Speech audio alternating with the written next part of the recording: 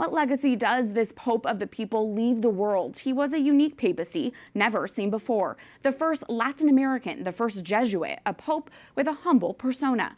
EWTN's former Vatican bureau chief, Alan Holdren, brings us perspective. Popes are often remembered for some standout element in their lives or pontificates. Benedict XVI was the professor and theologian. John Paul II has been remembered as the Pope of the family. John the 23rd as the smiling Pope or the good Pope. So how will Pope Francis be remembered? Pope Francis's priority was stated, I think, at one of the general congregations before he was elected, which is a church that is not stuck in on itself, but knows how to go out and reach out, what he calls the peripheries. The Pope of the peripheries. But he wasn't just focused on reaching out to people in the city slums or at the geographical ends of the earth. He was speaking also about people who are on the margins, who are marginalized in other ways. The disabled, the mentally ill, the homeless, abuse victims. All of these groups of people he went out of his way to meet with, prisoners, during his pontificate. And so when he preached about Christians, about Catholics having care for the poor, about going out to the peripheries, he did the same. He didn't just speak about it, he did it. He's not from the left, he's not from the right. He wanted to cancel the globalization of indifference. I mean that you cannot stay calm while people are suffering near to you. I think this is very Christian.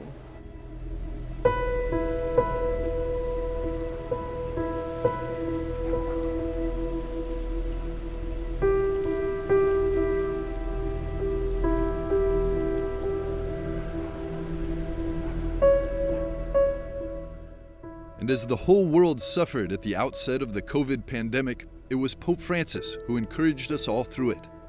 Who could forget the extraordinary moment of prayer in St. Peter's Square when he addressed the desolation and uncertainty of billions and offered all of humanity up to God's protection.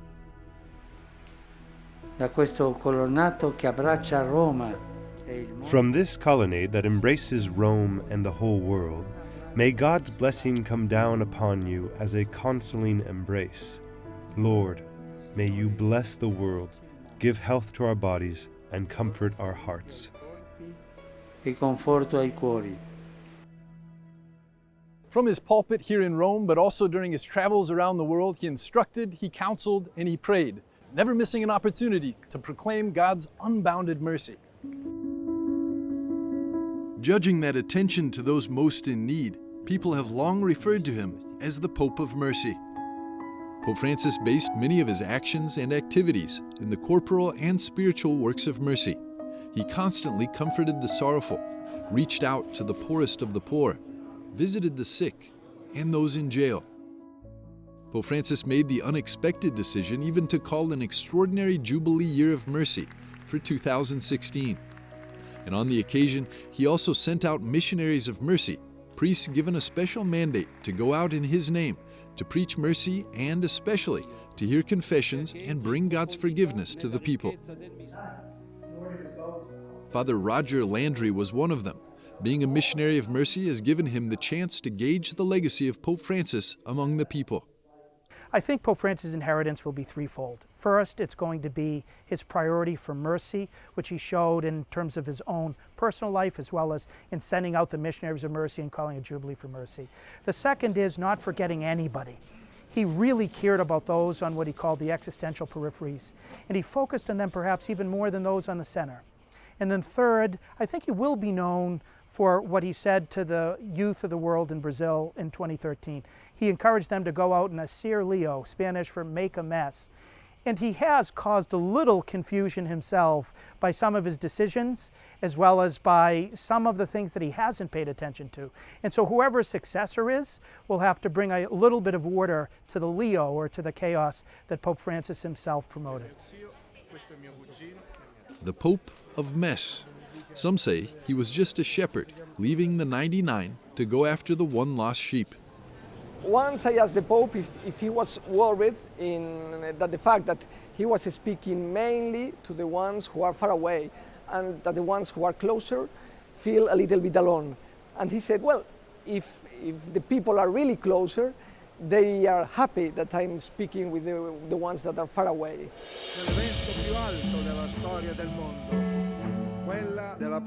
Just as his namesake, Saint Francis, Pope Francis took on rebuilding the church. Some referred to him as a reformer, as he created a new apostolic constitution to restructure how the Roman Curia serves the Pope and the Church, and invited church leadership to be synodal, a group effort guided by listening.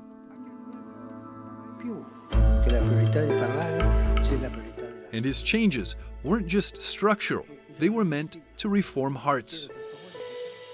I asked once if he has the perception that he was changing the culture, the Catholic culture.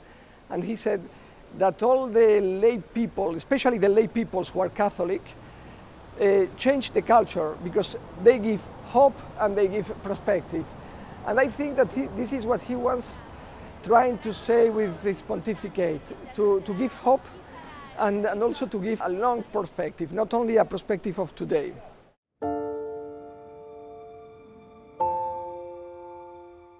To give hope. He dedicated the 2025 Jubilee year to hope, titling the official papal bull of indiction, Spes non confundit, Hope does not disappoint. In it, he wrote, Christian hope does not deceive or disappoint because it is grounded in the certainty that nothing and no one may ever separate us from God's love. A key message in Pope Francis's reign, so much so that he titled his 2025 autobiography simply Hope.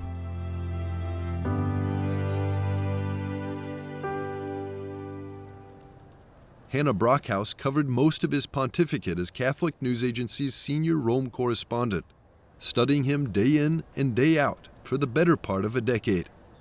If you look at the latter years, I think you could also call him the Pope of Peace.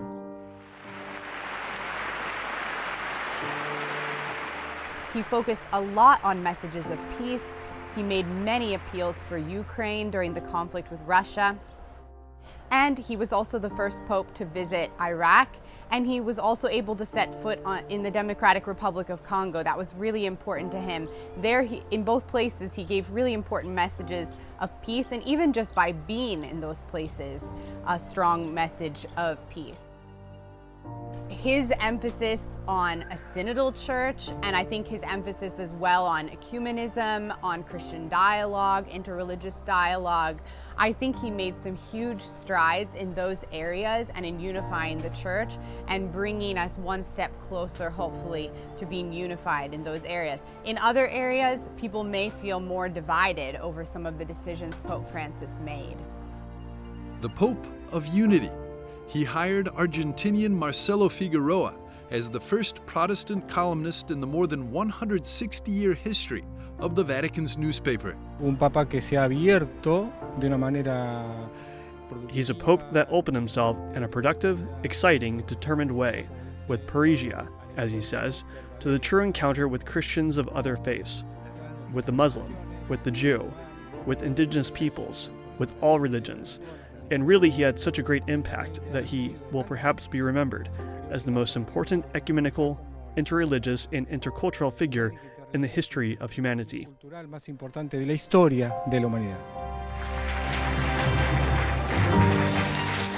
Whether he's remembered as the Pope of the Peripheries, the Pope of Mercy, the Pope of Mess, the Reformer Pope, the Pope of Hope, the Pope of Peace, or the Pope of Dialogue, he will always be the first Pope Francis, the Pope who always asked that the world not forget to pray for him.